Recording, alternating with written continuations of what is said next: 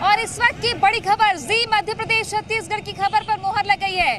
जी मध्य प्रदेश छत्तीसगढ़ की खबर पर मोहर लग गई है। 13 दिसंबर को शपथ ग्रहण होगा। मुख्यमंत्री समेत डिप्टी सीएम भी शपथ लेंगे। तो बड़ी खबर इस वक्त सबसे पहले हमने बताया कि 13 दिसंबर को शपथ हो सकता है। शपथ ग्रहण समारोह 13 दिसंबर को तय हो गया है।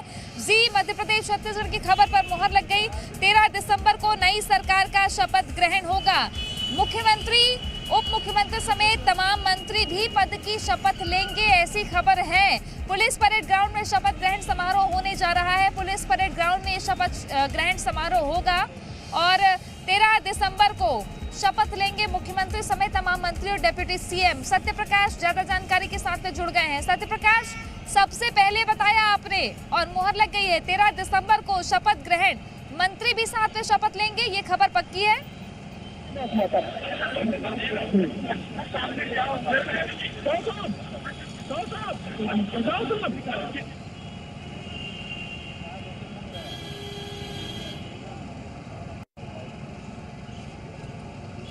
सत्य प्रकाश, 13 दिसंबर को शपथ ग्रहण होना है। आपने बताया सबसे पहले जी मध्य प्रदेश छत्तीसगढ़ ने बताया मोहर लग गई। क्या मंत्री भी साथ में शपथ लेंगे? बिल्कुल तृप्ति, तय है कि मंत्री भी साथ में शपथ लेंगे, कैबिनेट मंत्री भी साथ में शपथ लेंगे, उप मुख्यमंत्री भी शपथ लेंगे। 13 दिसंबर को तारीख होगी तृप्ति और 13 दिसंबर को पुलिस परेड ग्राउंड में ये शपथ ग्रहण समारोह होगा। पुलिस परेड ग्राउंड में जो अभी मुझे जानकारी मिली है कि तैयारियां भी इसके लिए शुरू हो गई है। तो ये समझिए कि 13 दिसंबर को नए सरकार का नया चेहरा, मतलब कि मंत्रिमंडल में कौन कौन होगा, ये भी साफ हो जाएगी। तो जी मध्य प्रदेश छत्तीसगढ़ ने सबसे पहले ये तारीख भी बताई थी और अब जो पुख्ता जानकारी आ गई है कि 13 दिसंबर वो तारीख होगी जब पुलिस परेड ग्राउंड में शपथ ग्रहण समारोह होगा। बिल्कुल, 13 दिसंबर को शपथ ग्रहण समारोह होना है। शुक्रिया आपका सत्य प्रकाश जानकारी के लिए। तो ये बड़ी खबर इस वक्त बता रहे हैं आपको, छत्तीसगढ़ के नई सरकार शपथ लेगी 13 दिसंबर को। पुलिस परेड ग्राउंड, जो ऐतिहासिक ग्राउंड है पुलिस परेड ग्राउंड, वहाँ मुख्यमंत्री समेत डिप्टी सीएम और तमाम मंत्री शपथ लेने वाले हैं। अब ये जो 2 दिन की कवायद है बची हुई, उसमें क्या मंत्री तय हो जाएंगे, ये भी अभी सबसे बड़ा सवाल है और हम लगातार सबसे पहले आपको अपडेट देंगे। उज्जवल दीपक जी हमारे साथ में लगातार बने हुए बीजेपी से। उज्जवल जी, 13 तारीख को नई सरकार शपथ ले रही है, चुनौती बिल्कुल नहीं है मंत्री चुनने के लिए आप लोगों के सामने में?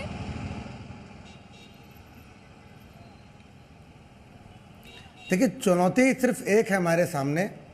कांग्रेस पार्टी ने पिछले 5 सालों में जो गड्ढा किया है सरकार के वित्तीय संसाधनों पर, केवल एक वही चुनौती है कि हमें कितना समय लगेगा उस गड्ढे को पाटने में।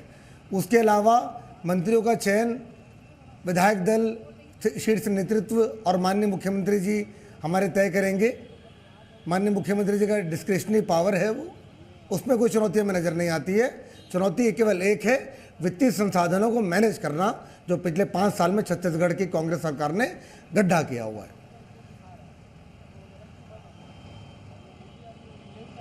देखिए, वित्तीय संसाधनों का आपने जिक्र कर दिया है तो ये सवाल बहुत लाजमी हो जाता है। जब बीजेपी विपक्ष में रही तो मुद्दा उठाया कि कर्ज लेकर के संसाधनों को अलग अलग, डीएमएफ फंड का अलग तरीके से उपयोग करके, ये अलग अलग मद के पैसे अलग अलग जगहों पर डाल करके सरकार चलाई गई है। आपको क्या लगता है, अब सत्ता में जब पहुंच रहे हैं तो खजाने की टोह पहले से है आपको, जो क्योंकि वादे आपने भी किए हैं, तो खजाने का बैलेंस कैसा हो, किस तरीके से वित्तीय प्रबंधन हो, इस पर क्या कहेंगे? भारतीय जनता पार्टी के घोषणा पत्र समिति ने जो भी वायदे किए हैं और जो मोदी की गारंटी है, जिसको प्रधानमंत्री मोदी जी ने खुद दिया है, तमाम वित्तीय संसाधनों का आकलन करके किया गया है। हमने कोई भी ऐसा वादा नहीं किया है जिसको राज्य सरकार वित्तीय संसाधनों के अभाव में पूरा नहीं कर पाएगी। ऐसा नहीं होने वाला है। हमारे सारे वायदे समय पर पूरे होंगे।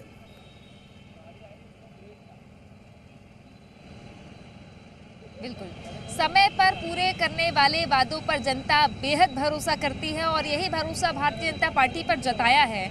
बाबूलाल जी, जो खबर आई है अभी कि 13 दिसंबर को शपथ ग्रहण होगा, मुख्यमंत्री, उप मुख्यमंत्री, मंत्री तमाम सभी शपथ लेंगे एक साथ, आपको लग रहा है कि पहले ही तय हो गया क्या मंत्रिमंडल? क्योंकि आज हो गई 10 तारीख, 11 और 12, 2 दिन में आपको लगता है कि 2 दिन में ही तय होगा या पहले ही लिफाफा बन चुका है?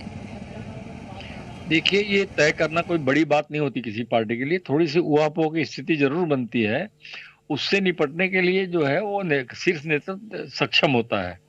और मैं जहां तक समझता हूँ वर्तमान केंद्र सरकार और हाईकमान जो है उससे मुकाबला करने की हिम्मत जो है किसी के अंदर नहीं है।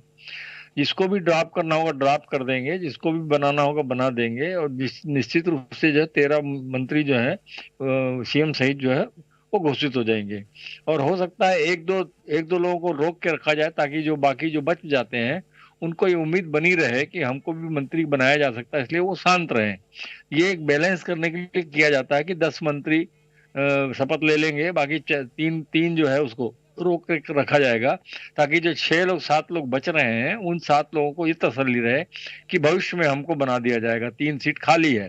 तो ये एक स्ट्रेटेजी होती है, देखिए उसमें कैसा करते हैं। प्रमुख लोगों में तो बहुत सारे ऐसे हैं, धर्मलाल कौशिक को आपको बनाना है, ओपी चौधरी को बनाना है, अरुण साव को बनाना है, रामविचार नेताम को बनाना है, रेणुका सिंह को बनाना है, ब्रिजमोहन को, राजेश को, अमर को, पुन्नूलाल महलो को, दयालदास बघेल को, विक्रम उसेंडी, लता उसेंडी, केदार कश्यप, विजय शर्मा, अजय चंद्राकर, गोमती साय, सभी तो मंत्री के लायक हैं। अब इनको कितने लोगों को काटा जाएगा ये महत्वपूर्ण है। मुझे लगता है कि जो सामान्य वर्ग है उसमें से कटौतियां होंगी और सामान्य वर्ग को 1 सीट जो है वो ये सरकार देगी, मुझे ऐसा लगता है। 1 या 2 सीट जो है सामान्य वर्ग को मिलेगी, वहां से तीन सामान्य वर्ग के, 4 सामान्य वर्ग के हैं। एक तो डॉक्टर रमन सिंह तो विधानसभा अध्यक्ष बनाया जाएगा, ऐसी हवा है। अगर उनको बना दिया जाता है तो फिर 3 बचते हैं, 3 में से 2 लोगों को सीट मिलेगी, 1 को बाहर किया जाएगा। तो ये परेशानियां आएंगी जरूर, लेकिन इस समझ जाते हैं। और भारतीय जनता पार्टी में जो है बहुत ज्यादा झटका नहीं बैठता है। निश्चित रूप से अरुण साव पर जरूर जिम्मेदारी भारतीय जनता पार्टी की बनती है, क्योंकि अरुण साव का जो क्षेत्र है उस क्षेत्र में ये बात फैल गई थी कि अरुण साव मुख्यमंत्री बनेंगे।